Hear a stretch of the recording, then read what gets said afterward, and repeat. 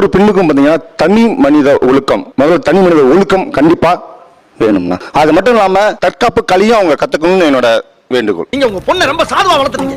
ஒரு தற்காப்பு கலை தெரியவனா சிட்டி எவ்வளவு கெட்டு போய் கிடக்கு. அது எல்லாத்தையும் அவங்களே கத்துக்கணும். அவங்களே தற்காப்பு கலை கத்துக்கிட்டு அவங்களே தனி மனித ஒழுக்கத்தோட அவங்க பாத்துக்கணும் இல்லையா?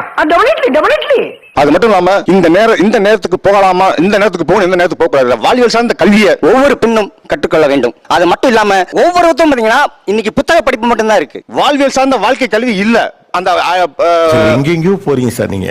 நம்ம ஒண்ணு கேட்டா நம்மள அசர வைக்கிற மாதிரி ஒரு பதில் சொல்வாரு பாரு, அது நமக்கு இங்க புரியாது, வீட்டுக்கு போனா தான் புரியும். ஆக்சுவலா நான் என் பொண்ணா இருந்தா நான் என்ன சொல்லுவேன்னா, உனக்கு எங்க இன்செக்யூர்டா ஃபீல் ஆகுதோ அங்க போகாத.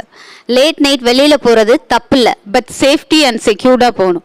குரூப்பா போங்க, ஃப்ரெண்ட்ஸா போங்க. என்னடா சொல்ற? ஒரு பேரு ரெண்டு பேரு தனியா போற இடங்கள்ல தான் அசம்பாவிதம் ரொம்ப நடக்கும். நைட் ஷோ படம் பார்க்க போறது தப்பு இல்ல, நைட் அவுட் தப்பு இல்ல. ஆனா நீங்க எப்படி குரூப்பா ஃபார்ம் பண்ணி போறீங்கன்றது ஒண்ணு இருக்கு. ஏன்னா அந்த அளவுக்கு நம்ம சொசைட்டி இன்னும் டெவலப் ஆகுது. நீங்க சொல்ல வருது தனியா போகாத எங்கேங்கிறீங்க. ஆமா. யா